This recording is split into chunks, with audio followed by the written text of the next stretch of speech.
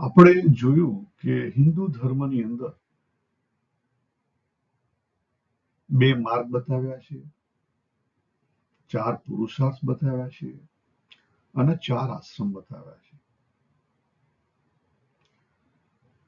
સૌથી પહેલા ચાર જે આશ્રમ બતાવ્યા છે એ ટાઈમ બેઝ છે. શના બેઝ છે? ટાઈમ બેઝ છે. ચાર પુરુષાર્થ બતાવ્યા છે એ મિક્સ છે. જીવન દરમિયાન એ શું છે? ફાઉન્ડેશન કોનું છે? ધર્મનું ફાઉન્ડેશન છે. એની ઉપર અર્થ અને કામ છે. એટલે પહેલા 25 વર્ષ તમારે ધર્મ ઉપર મૂકવા પડે અને બાકીના જે 25 કે 30 વર્ષ છે એ અર્થ અને કામ ઉપર મૂકવા પડે અને બાકીના જે આશ્રમ છે એ મોક્ષ ઉપર મૂકવો જોઈએ. એટલે એની વેલ્યુ સિસ્ટમ બદલાય પણ ધર્મ કાયમી રહે. ધર્મ કાયમી રહે. તમે સૌથી પહેલા 25 વર્ષ બ્રહ્મચર્ય અવસ્થામાં છો ત્યારે પણ તમારો ધર્મ છે. તમે ગ્રહસ્થ અવસ્થામાં છો ત્યારે પણ ધર્મ છે, પણ એ વખતે ધર્મ 50% હોય પણ અર્થ અને કામ કેવું હોય? બાકીનું 50% હોય. તમે બાકીની જે વાનપ્રસ્થ અવસ્થા છે કે સપોઝ અત્યારે વાનપ્રસ્થ અવસ્થા કેટલી કહી શકાય? તો મારા મતે તો 10 વર્ષ કદાચ કહી શકાય. 50 થી 60 કે 50 થી 65 કે 70 બહુ તમે કામ કરો ત્યાં સુધી, રાઈટ? એની અંદર તમારે શું શીખવાનું છે? રિટાયરમેન્ટ શીખવાનું છે. વનમાં રહેતા શીખવાનું છે. એટલે એની અંદર ધર્મ છે. અર્થ અને કામ કેવા થઈ જશે? ઓછા થઈ જશે. અર્થ અને કામ આપણે ઘટાડવાના છે, પણ કોને વધારવાનો છે? મોક્ષને વધારવાનો છે, રાઈટ? અને છેલ્લે સંન્યાસ અવસ્થામાં ધર્મ અને મોક્ષ બે રહેશે.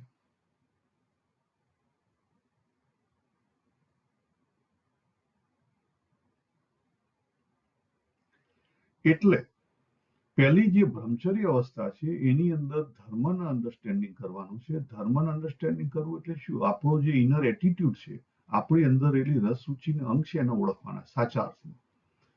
તો આપણને ખબર પડશે કે ભાઈ હું શું કરવા માટે આવ્યો છું, મારું અંદર રસ રુચિને અંગ કયું છે, હું શું કરું તો મને સંતોષ મળશે, કન્ટેન્ટમેન્ટ મળશે. ઘણાનો રસ સંગીતમાં હોય, ઘણાનો રસ જ્ઞાનમાં હોય, ઘણાનો રસ કર્મમાં હોય, ઘણાનો રસ ભક્તિના બીજા માર્ગમાં હોય, ઘણાને ધ્યાન ગમતું હોય. પણ એ વસ્તુ તમે આઈડેન્ટિફાય ક્યારે કરો? પહેલું જે સ્ટેજ છે 25 વર્ષનું, એની અંદર તમારે કરવું જોઈએ. પણ આપણે કરી શકતા નથી મોટા ભાગે, એટલે પછી તકલીફ થાય છે. બીજી વસ્તુ કે તમે એવું જ વિચારો કે ઓહો અત્યારે જીવન જીવી લો 50 વર્ષ સુધી અને પછી કે જ્યારે વાનપ્રસ્થ અવસ્થા આવશે અને સંન્યાસ અવસ્થા આવશે ત્યારે આપણે સંન્યાસનું વિચારીશું, મોક્ષનું વિચારીશું, તો એ ખોટું પડશે. કારણ કે આપણને ખબર નથી કે આપણું જે જીવન છે કેટલા સમયનું છે, એટલે ખોટું પડશે. આ બધી જે ફ્રેમવર્ક મૂકેલું છે, આને શું કહેવાય? ફ્રેમવર્ક કહેવાય. આ જે ફ્રેમવર્ક છે જનરલ ગાઈડલાઈન છે. આ ફ્રેમવર્ક શું છે? જનરલ ગાઈડલાઈન છે. જનરલ ગાઈડલાઈનને આપણે પકડી ના રખાય. એને આપણે ઓળખીને આપણો જેવો હેતુ હોય જીવનનો એ પ્રમાણે એનો ઉપયોગ કરવો પડે. હવે અગત્યનું શું છે? આ બધાની અગત્યનું છે ધર્મ શબ્દ. જ્યાં સુધી ધર્મ ના સમજાય, ધર્મ એટલે રિસ્પોન્સિબિલિટી. ધર્મ એટલે રિસ્પોન્સિબિલિટી. પણ ધર્મ ક્યાં લાગુ પડે?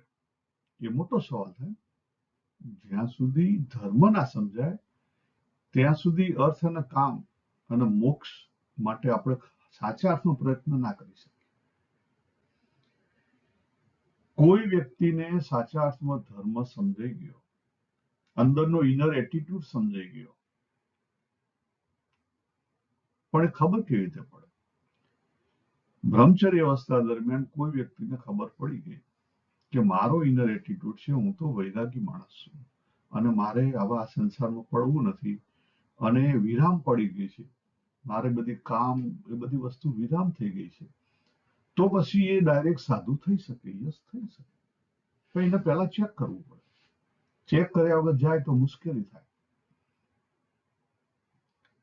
તમે ચેક કર્યા વગર જમ્પ થઈ જાઓ તો મુશ્કેલીનો પાર નહીં, પછી સાધુમાંથી પાછા ગૃહસ્થ થવું પડે. તમે ટકી ના શકો. એટલે મા બાપ તરીકે આપણી જવાબદારી એટલી જ છે કે આપણા જે કોઈ બાળકો છે એને આપણે ન્યુટ્રલ બની અને એનો ડેવલપમેન્ટ થવા દઈએ, એને જાતે ઓળખવા દઈએ કે એની અંદર કયા રસ રુચિના અંગ છે, એ શું અંદરથી એની કઈ એનર્જી ફોર્સ કરી રહી છે. કેમ? કારણ કે આપણું બંધારણ એ પ્રમાણે થયેલું છે. આપણે દરેક વ્યક્તિ અલગ છીએ. આપણે જઈએ હવે ધર્મને થોડુંક સમજીએ. તો જે ધર્મ છે, ધર્મમાં એની સામાન્ય ડેફિનેશન એવી થાય કે પહેલી એ ડ્યુટી છે, રિસ્પોન્સિબિલિટી છે. બીજું શું છે? મોરાલિટી છે. મોરલી આપણે સાચા હોવા જોઈએ અને એથિકલી આપણે સાચા હોવા જોઈએ. આ બે વસ્તુ હાથે જોડાય. ડ્યુટી એકલી ના હોય. આ બે વસ્તુ, ડ્યુટી કોના બીજ ઉપર ટકેલી છે? મોરલ અને એથિક થી ટકેલી છે. હવે એના આપણે બે ભાગ કરી નાખીએ. રિસ્પોન્સિબિલિટી જો અહીંયા લખેલું છે, 3 ભાગમાં વહેંચેલી છે. રિસ્પોન્સિબિલિટી, પછી uphold social and cosmic order. Social ઓર્ડરની તો આપણને ઘણી વાર ખબર પડે છે, પણ કોસ્મિક ઓર્ડરની ખબર પડતી નથી. ચલો જવા દો એ બધી વસ્તુ ડેફિનેશનની એક બાજુ. સામાન્ય જોઈએ તો મારા મતે સામાન્ય રીતે ધર્મ 2 ભાગમાં વહેંચાયેલો છે. પહેલો ભાગ છે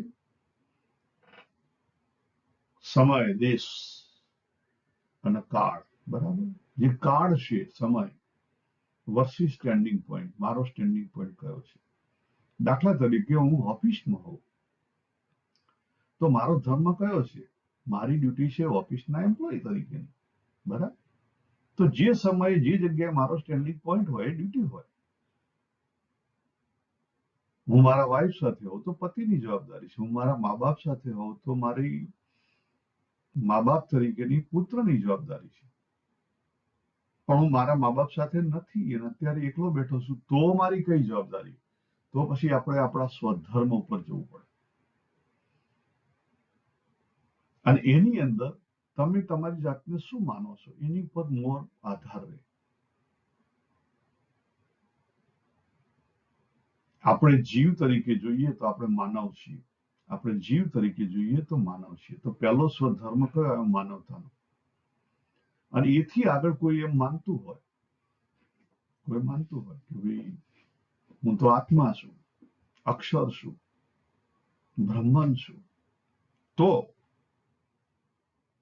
પછી તમારે એથી પણ આગળ તમારો ધર્મ આવે. એથી પણ તમારો આગળ ધર્મ આવે. પણ આત્મા મટી જવાથી તમારી જવાબદારી, જીવ તરીકેની માનવતાની જવાબદારી જતી નથી રહેતી. કારણ કે તમે દેહ ધારણ કરેલો છે. તમે દેહ ધારણ કરેલો છે. અને દેહ ધારણ કરેલો છે એને લઈને જ્યાં સુધી દેહ અને માઇન્ડ છે ત્યાં સુધી અમુક જવાબદારી તમારી રહેશે, અમુક ધર્મ તમારો રહેશે. કારણ કે દેહ છે તો દેહનું ભરણ પોષણ કરવું પડશે. અને દેહનું ભરણ પોષણ કરવા માટે અર્થ ઉપાર્જન કરવું પડશે. તમે જો અર્થ ઉપાર્જન ના કરી શકો તો પછી સાધુઓ ક્યાં અર્થ ઉપાર્જન કરે છે? પ્રશ્ન થાય. એ વ્યવસ્થા આપણા શાસ્ત્રોએ કરી છે કે સાધુ હોય એને સંસાર માટે કામ કરવું. સાધુ હોય એને સંસાર માટે કામ કરવું અને સંસારી હોય એને સાધુને ભરણ પોષણ કરવું. આ જવાબદારી આપણે અરસપરસ નિભાવવાની છે, એકબીજાને મદદરૂપ થવા. પણ જો સાધુ એમ જ માનતો હોય કે સંસાર મારું ભરણ પોષણ કરે અને હું સંસાર માટે કંઈ જ ના કરું, તો ખરેખર તમે તમારા પુરુષાર્થથી ગયા. તો ખરેખર તમે તમારા પુરુષાર્થથી ગયા, તમે તમારા ધર્મથી ગયા.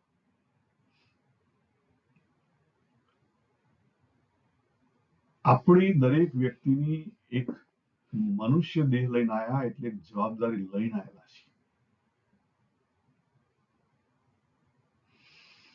તમે લગ્ન કર્યા એટલે તમારી જવાબદારી થઈ ગઈ કે તમારા વાઈફનું તમારી જવાબદારી થઈ ગઈ. બંનેની એકબીજા પ્રત્યે જવાબદારી થઈ ગઈ.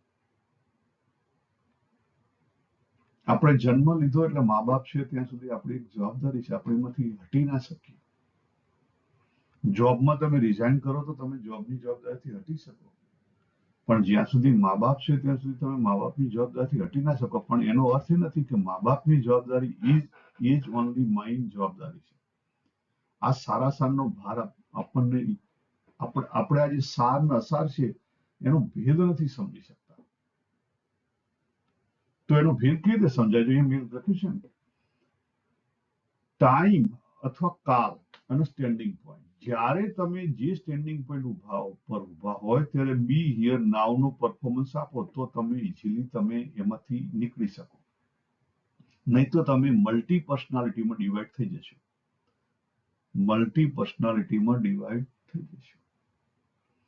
આપણે અહીંયા પૂરું કરીએ. સર્વેને જય શ્રી કૃષ્ણ. હરિ ઓમ.